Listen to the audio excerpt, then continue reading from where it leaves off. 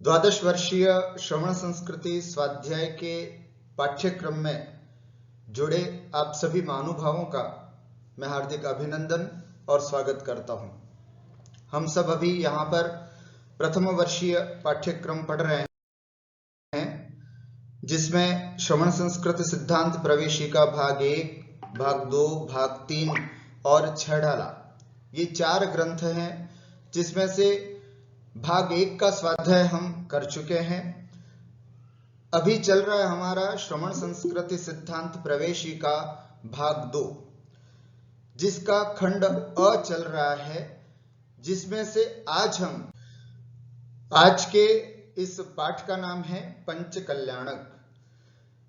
पंचकल्याणक क्या होते हैं, किनके होते हैं, इनका क्या महात्म्य है, इन पंच कल्याणकों में क्या क्या होता है, आज ये सब बात मात्र आधे घंटे की इस क्लास में हम सीखते हैं। फिर दूसरी क्लास समवशरण की क्लास भी हम पढ़ते हैं। तो आइए पंच कल्याणक। सबसे पहले कल्याणक का लक्षण, कल्याणक किसे कहते हैं। तीर्थंकरों के निमित्त से देवों के द्वारा मनाया जाने वाला उत्सव कल्याणक कहलाता है। अगर बड़ी परिभाषा याद नहीं रहे तो इतना याद रखें, उत्सव जो सेलिब्रेशंस मनाते हैं हम, उसको हम कल्याणक कहते हैं। किसके लिए, कौन मनाते हैं, है ना।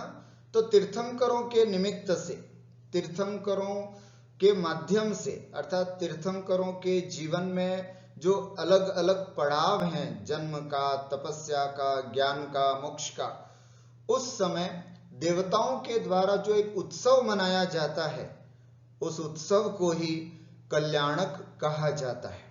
एक परिभाषा तो ये हुई। दूसरी परिभाषा, देवों और मनुष्यों के द्वारा तीर्थंकरों के जीवन की विशेष घटना को उत्सव के रूप में मनाना कल्याणक कहलाता है। अर्थात जब तीर्थंकरों की जीवन की जो अलग अलग घटनाएं हैं, जब वो गर्भ में आए तब एक उत्सव मनता है, जब वो जन्म होता है तब एक उत्सव मनता है, जब उनको वैराग्य हो जाता है तब एक उत्सव मनता है, जब उनको केवल ज्ञान, इस तरह से तीर्थंकरों के जीवन की विशेष घटनाओं को लेकर के मनुष्य और देवता जो एक उत्सव के रूप में मनाते हैं, उसे हम कल्याणक कहते हैं। कितने होते हैं कल्याणक? कल्याणक 5 होते हैं। गर्भ कल्याणक, जन्म कल्याणक, तप कल्याणक, ज्ञान कल्याणक, मोक्ष कल्याणक, इस तरह से ये 5 कल्याणक होते हैं, है ना। इन 5 कल्याणकों के बारे में संक्षिप्त रूप से आज हम इस कक्षा के माध्यम से समझते हैं। सबसे पहले गर्भ कल्याणक की बात समझते हैं। सौधर्म इंद्र अपने दिव्य अवधि ज्ञान से भगवान के गर्भावतरण को निकट जानकर कुबेर को तीर्थंकर की जन्म नगरी में दिन में 4 बार रत्नों की वर्षा करने की आज्ञा देता है। सौधर्म इंद्र जो देवताओं का सबसे बड़ा इंद्र होता है, वो कहलाता है सौधर्म इंद्र। 5 प्रकार के ज्ञान होते हैं, उसमें से मति ज्ञान, श्रुति ज्ञान हम सबके हैं। उनके अवधि ज्ञान भी होता है, जिसके माध्यम से आगे पीछे होने वाली घटनाओं को वो उस दिव्य अवधि ज्ञान से जान लेते हैं। तो सौधर्म इंद्र अपने दिव्य अवधि ज्ञान से उनको पता चल जाता है कि भगवान का गर्भावतरण, अर्थात भगवान गर्भ में आने वाले हैं। ऐसा जान करके वे कुबेर को तीर्थंकर की जन्म नगरी, जो भी तीर्थंकर की जन्म नगरी हो, जैसे अयोध्या, जन्म नगरी में दिन में 4 बार रत्नों की वर्षा करने की आज्ञा दे देता है। इसके पीछे कारण है कि जहां पर तीर्थंकरों का जन्म होना होता है, वहां सभी संपन्न हो, सभी ऐश्वर्य से युक्त हो, है ना, धन संपत्ति आदि सबके पास पूरी हो। इस बात को ध्यान में रखते हुए जहां उनका जन्म होना है, जहां उनका गर्भावतरण होना है, वहां पर रत्न वृष्टि की आज्ञा दे दी जाती है। और दिन में 4 बार दिन में 4 बार 3.5 करोड़ एक बार में 3.5 करोड़ रत्नों की वृष्टि होती है। ऐसे दिन में 4 बार रत्नों की वृष्टि होती है। और कितने दिन तक? तो देखिए, इस प्रकार रत्नों की वर्षा गर्भ में आने से 6 माह पूर्व से, तीर्थंकर बालक अभी गर्भ में आया नहीं है, उसके 6 माह पूर्व से रत्न वृष्टि चालू होती है।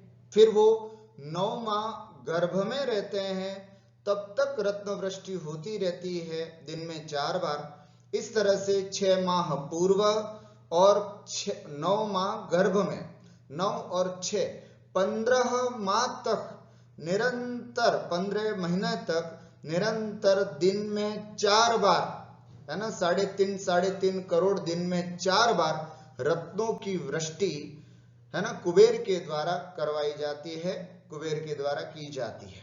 इस तरह से ये गर्भ कल्याण की रत्न वृष्टि की बात हमने समझी, है ना। बहुत नाना प्रकार के रत्न, ओरिजिनल रत्न होते हैं। कई बार प्रश्नों में पूछते हैं कई लोग कि ये रत्न असली होते हैं क्या? जी हाँ, बिल्कुल असली होते हैं। कई पुराणों में इसकी चर्चा भी आती है कि वह रत्न लेकर के जब बाद में कहीं जाता है तो उसको उसके एवज में बहुत सारी धनराशि प्राप्त होती है।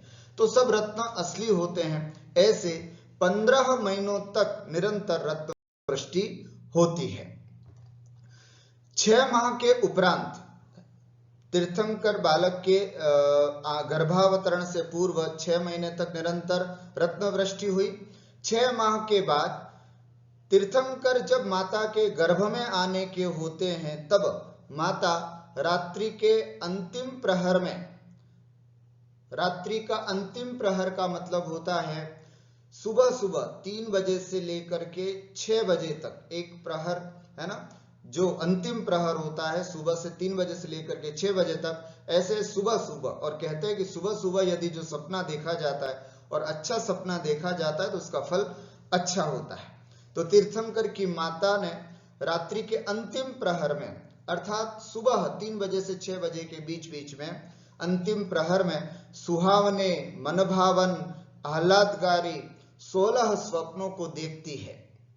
तीर्थंकर माँ, है ना, अच्छे अच्छे सुंदर, है ना, सुंदर सफेद हाथी, सफेद बैल, सिंह, लक्ष्मी, 2 मालाएं, चंद्रमा, उगता हुआ सूर्य, 2 कलश, इस तरह से बहुत सुंदर सुंदर आह्लादकारी 16 स्वप्नों को देखती है। ये स्वप्न तीर्थंकर के गर्भावतरण के सूचक होते हैं। जैसे वे स्वप्न देखती हैं, रानी तुरंत जा करके राजा से पूछती हैं कि आज मुझे, है ना, रात्रि के अंतिम प्रहर अर्थात सुबह सुबह इस तरह के 16 स्वप्न दिखाई दिए, इसका क्या फल होता है। राजा ज्ञानी होते हैं, वे उनको पूरे स्वप्नों का फल बताते हैं और कहते हैं कि बहुत भव्य आत्मा आपके गर्भ से जन्म लेने वाली है।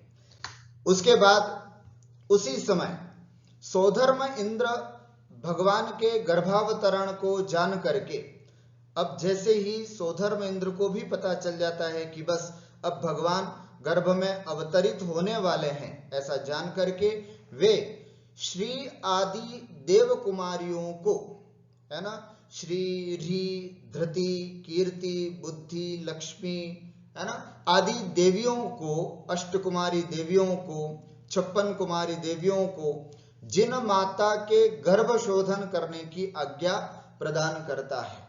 गर्भ शोधन के लिए आती हैं देवियां, और ये अष्टकुमारी देवियां अपन सब पंचकल्याणकों में देखते भी हैं। अष्टकुमारी देवियां आती हैं और गर्भ शोधन का कार्य करती हैं, क्योंकि शुद्ध शोधित गर्भ में ही तीर्थंकर बालक का अवतरण होता है। तो गर्भ शोधन की आज्ञा दी जाती है, देवियां आकर के माता के गर्भ का शोधन करती हैं। तीर्थंकर के गर्भावतरण होते ही समस्त देव उस नगर की परिक्रमा कर माता पिता को नमस्कार करते हैं, है ना, गर्भस्थ शिशु की स्तुति कर महान उत्सव मनाते हैं। देवता गर्भ कल्याण कैसे मनाते हैं? देवता गर्भ कल्याणक मनाने के लिए सबसे पहली बात रत्नों की वृष्टि, दूसरी बात गर्भ शोधन की, तीसरी बात गर्भ में जैसे ही देव मां तीर्थंकर बालक आते हैं, सभी देव, है ना, उस जन्म नगरी में आते हैं और उस नगर की परिक्रमा लगाते हैं, माता पिता को आकर के नमस्कार करते हैं, और जो बालक अभी मां के गर्भ में ही है उस गर्भस्थ बालक की, उस गर्भस्थ शिशु की स्तुति करते हैं, है ना, उसका गुणगान करते हैं और इस तरह से उत्सव मनाते हैं। यह उत्सव, यह सेलिब्रेशन, इसको हम गर्भ कल्याणक कहते हैं। अर्थात जैसे ही बालक गर्भ में आता है उस समय देवताओं के द्वारा, मनुष्यों के द्वारा जो एक उत्सव मनाया जाता है उस उत्सव को हम गर्भ कल्याणक कहते हैं। फिर उसके बाद जन्म कल्याणक। गर्भावधि पूर्ण होते ही जिन माता ग्रहों की उच्च बलवान स्थिति में तीर्थंकर पुत्र को जन्म देती है। जन्म कल्याणक के लिए समझना क्या बात बता रहे हैं इसमें। गर्भाव की अवधि, गर्भ का समय, 9 माह माता का समय पूरा होते ही वह जिन माता, जिनेंद्र भगवान की माता, तीर्थंकर बालक की माता ग्रहों की उच्च बलवान स्थिति में, अर्थात कहते हैं, कई लोग प्रश्न भी करते हैं कि तीर्थंकर 24 ही क्यों होते हैं। उसके लिए प्रायः ये जवाब दिया जाता है कि इस अवसरपणी में अथवा उत्सर्पणी में वो सर्वश्रेष्ठ मुहूर्त केवल 24 ही होते हैं जिस समय उन बालकों का जन्म होता है। अर्थात अवसर्पणी का समय हो तब भी वे उत्कृष्ट मुहूर्त केवल 24 ही होते हैं, या अवसर्पणी हो या उत्सर्पणी हो, दोनों में वे उत्कृष्ट समय जो है, ग्रहों की उच्च बलवान स्थिति है, वो केवल 24 ही होती है, इसलिए तीर्थंकर 24 ही होते हैं। ऐसा ज्योतिष शास्त्रों की दृष्टि से भी यह जवाब दिया जाता है। तो ग्रहों की उच्च बलवान स्थिति में, अर्थात अच्छे समय में तीर्थंकर बालकों का जन्म होता है। तीर्थंकर पुत्र को जन्म देती है माता। जिस समय तीर्थंकर बालक का जन्म होता है उस समय तीनों लोकों में आनंद और सुख का प्रसार होता है। ये सबसे बड़ी बात है।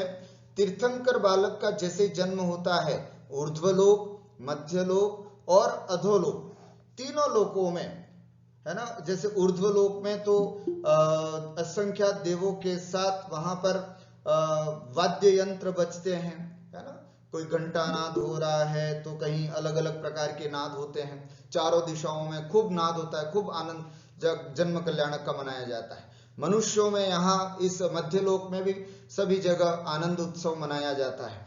और यहाँ तक कि नरक गति में भी, जहाँ सिवाय मारकाट के और आतंक के कुछ भी नहीं होता, वहां पर भी कहा जाता है कि क्षण भर के लिए, देखो यहाँ लिखा ना, प्रभु बालक के जन्म के माहात्म्य से नारकी जीवों को भी क्षण भर अपूर्व सुख की प्राप्ति होती है।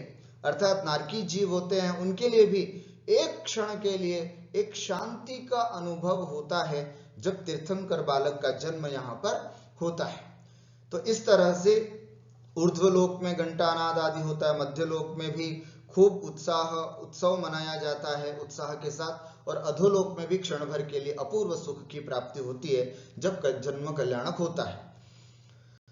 उसके बाद यहाँ कुछ विशेष बातें हैं जो जन्म कल्याणक से संबंधित है, ये भी हमको समझनी है। जन्म के कुछ क्षण बाद ही स्वर्ग में इंद्र का आसन कंपायमान हो जाता है। जैसे तीर्थंकर बालक का जन्म होता है उधर सोधर्म इंद्र का आसन कंपायमान होता है। उसी समय समस्त देव जन्म सूचना को अपने अवधि ज्ञान से जान लेते हैं।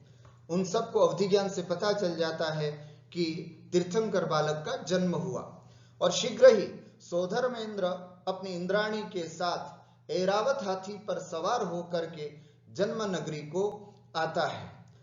ऐरावत हाथी पर सोधर्म इंद्र अपनी इंद्राणी के साथ और पूरे परिकर देवताओं को लेकर के जन्म नगरी जहां पर तीर्थंकर की है वहां पर आते हैं, और सर्वप्रथम नगरी की 3 परिक्रमा देते हैं, और उसके बाद तदनंतर शची, तीर्थंकर की इंद्राणी को हम शची कहते हैं। शची अर्थात इंद्राणी प्रसूति ग्रह में, जहां पर इंद्राणी बालक को जन्म देती है, उस प्रसूति ग्रह में पहुंचती है इंद्राणी। माता के कक्ष में इंद्राणी पहुंचती हैं और प्रच्छन्न रूप से पहुंचकर, है ना, बिल्कुल चुपके से, माया से, धीरे से, प्रच्छन्न माने माया से पहुंच करके जिन माता की प्रदक्षिणा दे करके, जिन माता को मायामयी निद्रा में निद्रित करके, है ना, वो जिनेंद्र भगवान की माता को एकदम निद्रा में सुला देती हैं, फिर अत्यंत हर्ष और उल्लास के साथ जिन बालक की छवि को निहारती हुई, है ना, जैसे वो बालक तीर्थंकर बालक को देखती है शची इंद्राणी, अत्यंत प्रसन्न चित्त हो जाती है, बड़ी आनंद विभोर हो जाती है। तीर्थंकर बालक को लाकर सौधर्म इंद्र को बाहर सौंप देती है। कहते हैं सौधर्म इंद्र भी अपनी हजारों नेत्र बना करके, है ना, फिर उस तीर्थंकर बालक को देखते हैं, इतने आनंद विभोर हो जाते हैं और बड़े नृत्य करते हैं। तब इंद्र बालक का दर्शन पाकर विभोर हो जाता है, इंद्र भी। तत्पश्चात ऐरावत हाथी पर आरूढ़ होकर सुमेरु पर्वत पर जाकर दिव्य सिंहासन पर बालक को बिठाकर अन्य इंद्रों तथा देवों सहित उत्सव उल्लास के साथ क्षीर सागर के जल से अभिषेक करता है ना। सौधर्म इंद्र बड़े उल्लास के साथ सुमेरु पर्वत पर ले जाते हैं और दिव्य सिंहासन पर बिठा करके, है ना, और उस बालक का क्षीर सागर के जल से, क्षीर सागर मतलब दूध के समान जिसका बिल्कुल स्वच्छ साफ जल होता है, बड़ा प्रासुक जल होता है, किसी प्रकार के जीव उसमें नहीं होते हैं, ऐसे क्षीर सागर के प्रासुक जल से उस तीर्थंकर बालक का अभिषेक किया जाता है। इस अभिषेक को ही जन्माभिषेक कहते हैं। तदनंतर इंद्राणी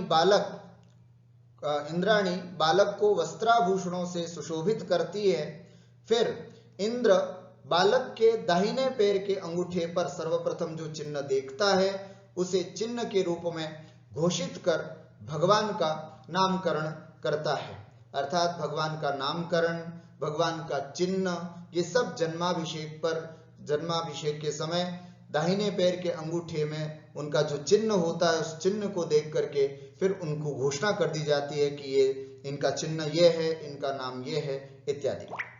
तत्पश्चात इंद्र व देव आदि जन्म नगरी आकर तीर्थंकर माता पिता का विशेष सत्कार कर महान उत्सव मनाते हैं। फिर वापस जन्म नगरी में आते हैं, उनके माता पिता का सत्कार सम्मान किया जाता है देवताओं के द्वारा, और फिर बड़े हर्षोल्लास के साथ, है ना, आनंद विभोर हो करके उस उत्सव को पूरे मनुष्य, पूरे देव मिल करके उस उत्सव को मनाते हैं। इसलिए इस उत्सव को जन्म कल्याणक कहते हैं। इस जन्म कल्याणक की जो प्रमुख विधि है वो ये है कि तीर्थंकर भगवान का सुमेरु पर्वत पर जन्माभिषेक होता है और उसके बाद जन्म नगरी आकर के सभी देवता हर्षोल्लास के साथ उत्सव मनाते हैं। फिर उसके बाद बालक बड़ा होता है। राजपाट अगर विवाहित होने वाले तीर्थंकर है, 5 तीर्थंकर हमारे बाल ब्रह्मचारी हैं और उसके अलावा बाकी जो 19 तीर्थंकर हैं वो सब विवाहित हैं।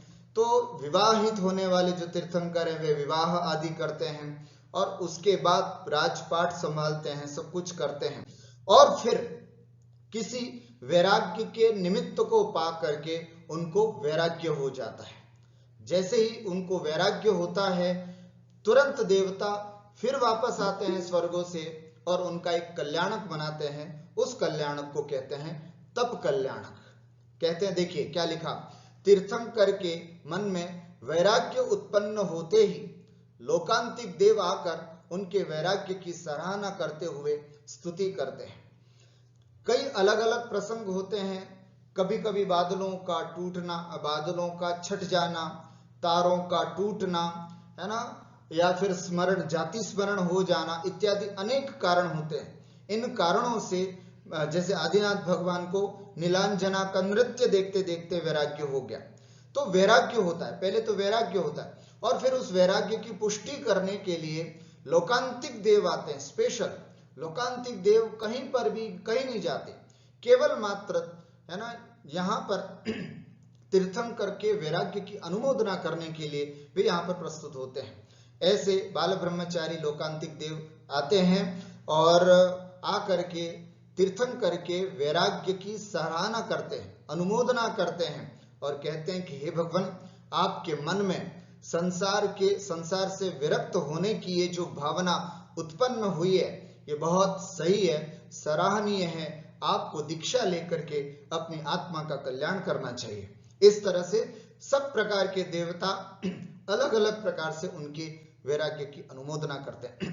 तत्पश्चात तीर्थंकर पालकी में आरूढ़ होते हैं, जिसे देव, मनुष्य, विद्याधर आदि 7-7 कदम अपने कंधे पर रखकर दीक्षावन तक ले जाते हैं, है ना। सब देव हुए, मनुष्य हुए, विद्याधर भी हुए, वे सब 7-7 कदम सब चलते हैं, है ना, और दीक्षावन तक उनको ले जाते हैं। देख सकते हैं आप, दीक्षावन तक वे बिल्कुल राज काज के अर्थात मुकुट आदि सब, हार वार सब पहने हुए होते हैं। उसी वेश में वे पालकी में बैठ करके वहां तक जाते हैं। वहां चंद्रकांत मणि की शिला पर विराजमान होते हैं। पद्मासन मुद्रा में पूर्वाभिमुख हो करके, पूर्व दिशा की तरफ मुख करके पद्मासन हो करके दीक्षा लेते हैं। तीर्थंकर पद्मासन हो करके पूर्व की ओर मुख करके सिद्ध परमेष्ठी को नमस्कार करके, नमः सिद्धेभ्यः, है ना, सिद्ध परमेष्ठी को नमस्कार करके पंचमुष्टि के श्लुंचन करते हुए तीर्थंकर जिन मुद्रा को धारण करते हैं। तीर्थंकर को दीक्षा देने वाले कोई गुरु नहीं होते हैं, है ना, कोई मंत्र क्रिया नहीं होती है, केवल नमः सिद्धेभ्य बोल करके पंचमुष्टि 1, 2, 3, 4 और 5, बस पंचमुष्टि 5 बार मुट्ठियों में ले करके पूरे के पूरे बाल आ जाते हैं। पंचमुष्टि के श्लुंचन करके और फिर दिगंबर जैन मुद्रा को धारण करते हैं। सौधर्म इंद्र केशों को क्षीर सागर में विसर्जित कर देता है ले जाकर के। इस प्रकार दीक्षोपरांत तीर्थंकर की पूजा भक्ति कर देवगण स्वस्थान लौट जाते हैं। अर्थात इसी को तप कल्याणक कहा जाता है। इस तरह से तप कल्याणक तीर्थंकर के मन में वैराग्य की उत्पत्ति और लोकांतिक देवों के द्वारा उनके वैराग्य की सराहना, फिर 7-7 कदम देव, मनुष्य, विद्याधर आदि उनकी पालकी को उठा करके दीक्षावन तक ले जाते हैं। वहां पर नमः सिद्धेभ्य बोल करके पंचमुष्टि के श्लोचन के द्वारा तीर्थंकर जो है वो या जो उस अवस्था को प्राप्त करते, जिन मुद्रा को प्राप्त करते हैं, दीक्षा को ग्रहण करते हैं और फिर उनके केशों को क्षीर सागर में विसर्जित कर दिया जाता है। और फिर दीक्षा के बाद सभी लोग, है ना, वहीं बैठ करके उनकी पूजा भक्ति करते हैं और फिर देवता अपने स्थान पर लौट जाते हैं। ऐसा जो कल्याणक होता है इसको कहते हैं तप कल्याणक। अब तप कल्याणक के बाद फिर वे मुनिराज की अवस्था जीते हैं। एक निश्चित समय के बाद वे उठते हैं, फिर आहार के लिए जाते हैं, फिर वापस बैठते हैं, फिर आहार। इस तरह से, है ना, सभी तीर्थंकरों का अलग अलग छद्मस्थ काल होता है। इसको बोलते हैं छद्मस्थ काल। दीक्षा लेने से केवल ज्ञान होने तक का जो काल होता है उसको हम कहते हैं छद्मस्थ काल। भगवान महावीर स्वामी का छद्मस्थ काल 12 वर्षों का था। भगवान महावीर 30 वर्ष के थे तब उनकी दीक्षा हुई थी और 42 वर्ष के थे तब उनको केवल ज्ञान हो गया था। तो उनका छद्मस्थ काल कितना हुआ? 12 वर्षों का। तो ये छद्मस्थ काल होता है। इससे इस समय वे विहार भी करते हैं, फिर तपस्या में बैठते हैं, इस तरह का चलता रहता है। तो यह तप कल्याण हुआ और फिर वापस केवल ज्ञान, जैसे ही उनको केवल ज्ञान हो जाता है फिर ज्ञान कल्याणक मनाया जाता है। देखो क्या लिखा है, ध्यान से देखें। ज्ञान कल्याण अपनी कठोर तपस्या के द्वारा घातिया कर्मों के नष्ट होने से ज्ञानावरणीय, दर्शनावरणीय, मोहनीय और अंतराय 8 कर्मों में से 4 कर्म घातिया कर्म कहलाते हैं, है ना, जो आत्मा के स्वरूप का घात करते हैं, इसलिए इनको घातिया कर्म कहते हैं। तो घातिया कर्मों के नष्ट होने से तीर्थंकर को केवल ज्ञान प्राप्त होता है। अर्थात तपस्या, खूब तपस्या करने के बाद फिर इनको केवल ज्ञान की प्राप्ति होती है, जिसके प्रभाव से सब कुछ निष्प्रयास दर्पणवत उनके ज्ञान में झलकने लगता है। केवल ज्ञान का यही प्रभाव होता है कि जैसे उनको केवल ज्ञान होता है, सब कुछ बिल्कुल बिना किसी प्रयास के, जैसे दर्पण में हम अपना मुख कैसे आराम से देख लेते हैं, ऐसे ही उनके केवल ज्ञान में सब कुछ अपने आप छलकने लगता है। इसी बीच सौधर्मेंद्र की आज्ञा से कुबेर समवशरण की अद्भुत रचना करता है। केवल ज्ञान का सबसे बड़ा काम होता है, जैसे उनको संपूर्ण ज्ञान की प्राप्ति हो जाती है तीर्थंकर को, तो फिर सौधर्मेंद्र की आज्ञा से कुबेर जो है एक समवशरण की रचना करते हैं, जिसमें विराजमान तीर्थंकर की समस्त देव भक्ति पूर्वक अर्चना कर केवल ज्ञान महोत्सव मनाते हैं। इसी को ज्ञान कल्याणक कहते हैं। हम सब देख रहे हैं यहाँ पर सौधर्मेंद्र की आज्ञा से कुबेर ने ये पूरे समवशरण की रचना की, है ना। इस समवशरण की रचना को करने के बाद सभी 12 कोठे में सभी देवता, तिर्यंच, मनुष्य आदि सब लोग बैठ जाते हैं, और केवल एक गति नरक गति का जीव नहीं होता है, बाकी तीनों गतियों के जीव वहां पर होते हैं। और 12 सभाओं में कैसे बैठते हैं क्या है वो हम समवशरण वाले पाठ में आगे पढ़ रहे हैं, लेकिन इस 12 कोठी की सभा में एक रचना होती। बस ये समवशरण तीर्थंकरों के उपदेश देने का एक माध्यम होता है। जैसे आजकल मुनिराजों के प्रवचन के लिए पांडाल बनाए जाते हैं, वैसे के वैसे देवताओं के द्वारा एक समवशरण की रचना की जाती थी, जिसमें विराजमान होकर के तीर्थंकर की समस्त देव भक्ति भाव पूर्वक अर्चना कर केवल ज्ञान महोत्सव मनाते हैं। इसी को ज्ञान कल्याणक कहते हैं। इस प्रकार से संपूर्ण ज्ञान को प्राप्त करने के बाद ये एक हमारे यहाँ पर कहा जाता है कि भगवान की तीर्थंकर की दीक्षा होने से लेकर के केवल ज्ञान होने तक बिल्कुल मौन होते हैं। तीर्थंकर बिल्कुल मौन होते हैं, और जैसे ही केवल ज्ञान होता है कि उनका रोम रोम बोलता है, अर्थात जब तक वो छद्मस्त अवस्था में होते हैं, संपूर्ण ज्ञान को प्राप्त नहीं होते, तब तक वे बिल्कुल उपदेश नहीं करते। वर्तमान में जैसे मुनिराज सभी जगह प्रवचन करते हैं, उपदेश करते हैं, ऐसा तीर्थंकर कभी कुछ उपदेश नहीं करते। और जैसे ही उनको केवल ज्ञान प्राप्त हो जाता है, फिर दिन में 3-3 बार 4-4 बार फिर उनके समवशरण की रचना होती है, और फिर उनके दिव्य ध्वनि होती है। तो इस तरह से ये केवल ज्ञान का महात्म्य है, और अलग अलग जगह समवशरण लगते हैं, और फिर वहां पर उनके दिव्य उपदेश होते हैं। भगवान महावीर स्वामी के 42 वर्ष से लेकर के 72 वर्ष तक, है ना, अर्थात 30 वर्षों तक केवल ज्ञान होने के बाद जगह जगह पर उनके दिव्य उपदेश हुए। ये ज्ञान कल्याणक के बाद की स्थिति है। और अंतिम है मोक्ष कल्याणक। संपूर्ण कर्मों के नष्ट होने के बाद तीर्थंकर को निर्वाण पद की प्राप्ति होती है।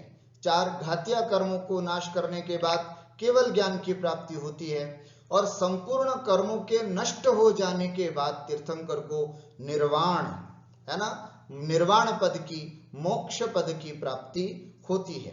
तब देवगण मोक्षस्थली पर आकर अग्नि संस्कार करते हैं। ये बहुत ध्यान देने की बात है ना। देवों का तीर्थंकर का अग्नि संस्कार कैसे हो सकता है? क्योंकि कहा जाता है कि तीर्थंकर जो है वो शेष 4 अघातिया कर्मों का नाश करके मोक्ष को प्राप्त होते हैं। अघातिया कर्मों में नाम कर्म भी होता है। नाम कर्म की वजह से शरीर की प्राप्ति होती है। जब नाम कर्म नष्ट हुआ तो शरीर भी कपूर की तरह उड़ जाता है। बचता है तो नख और केश, नख और केश बचते हैं। बस उन्हीं नख और केश का ही अंतिम संस्कार अग्नि कुमार देव आकर के, है ना, अग्नि कुमार देव आकर के उन नख और इन सब का संस्कार करके और उसकी राख भस्म लिखा है, तदनंतर उस भस्म को मस्तक पर लगाकर उन जैसा बनने की भावना भाते हैं। सभी देवता इकट्ठे होते हैं और नख और केशों को जलाने के बाद, संस्कार करने के बाद जो भस्म, जो राख होती है, उसको लगा करके भगवान जैसा बनने की भावना करते हैं। फिर समस्त इंद्र मिलकर आनंद नाटक करते हैं, है ना, बड़ी प्रसन्नता के साथ संपूर्ण आनंद नामक नाटक को रचते हैं, तैयार करते हैं और उसको करते हैं। इस प्रकार सभी देव विधि पूर्वक निर्वाण की पूजा कर अपने अपने स्थान लौट जाते हैं। इसी को मोक्ष कल्याणक कहते हैं। जब भगवान को मोक्ष हो जाता है तो सभी देवता मिलकर के विधि पूर्वक फिर उनके निर्वाण की, मोक्ष की भी पूजा करते हैं और फिर अपने अपने स्थान पर चले जाते हैं। इस तरह से देवताओं के द्वारा यह मोक्ष कल्याणक भी बड़े हर्षोल्लास के साथ मनाया जाता है। तीर्थंकर बालक के जब तीर्थंकर हुए थे तब तो देवताओं ने असली के रूप में इन पांचों कल्याणकों को मनाया था। भरत क्षेत्र, ऐरावत क्षेत्र है ना, यहाँ पर तो तीर्थंकरों के 5-5 कल्याणक होते हैं, लेकिन विदेह क्षेत्र में 2 कल्याणक, 3 कल्याणक और 5 कल्याणक वाले भी तीर्थंकर होते हैं। तो देवता वहां जाकर के भी उन कल्याणकों को मनाते हैं। वर्तमान में जो पंच कल्याणक होते हैं वे प्रतिमाओं को प्रतिष्ठित करने के लिए किया जाता है। जो पाषाण की अथवा धातु की प्रतिमाएं होती हैं उन प्रतिमाओं में प्राण प्रतिष्ठा करने के लिए यह सब कार्य किया जाता है। मंच पर जो दिखाया जाता है वो तो नाटक मात्र होता है, बाकी असली मंत्रों का काम जो है वो पर्दे के पीछे प्रतिष्ठाचार्य और मुनिराज मिल करके सूर्य मंत्र आदि दे करके उन सभी कार्यों को मंत्रोच्चारण पूर्वक उन सभी विधियों को संपन्न कराते हैं। तभी जाकर के उन प्रतिमाओं में प्राण फूके जाते हैं, उन प्रतिमाओं में अतिशय आता है, वो प्रतिमाएं जीवंत हो जाती हैं। तभी मंदिर में विराजमान होने के बाद हम उनको साक्षात भगवान के रूप में देखते हैं। ऐसे 5 कल्याणक आज हमने देखे। गर्भ कल्याणक, जन्म कल्याणक, तप कल्याणक, ज्ञान कल्याणक और मोक्ष कल्याणक। ये पांचों कल्याणक तीर्थंकरों के ही होते हैं। सामान्य जो केवली होते हैं या सामान्य केवल तपस्या करके सिद्धपद को प्राप्त करने वाले जीवों के नहीं, तीर्थंकर प्रकृति का बंध जिन्होंने किया है ऐसे भव्य जीव जो 24 होते हैं उन्हीं के ही ये पांचों कल्याणक होते हैं। हम भावना भाते हैं कि हम सबके जीवन में भी यह परम पवित्र अवसर आए और हम भी अपने जीवन में इस पंच कल्याणकों को मना सकें और हम अपने जीवन को भी इन पांचों कल्याणकों के माध्यम से अपने आत्मा को भी पवित्र करें। इसी मंगल भावना के साथ हमारा यह पाठ यहाँ पर पूरा होता है।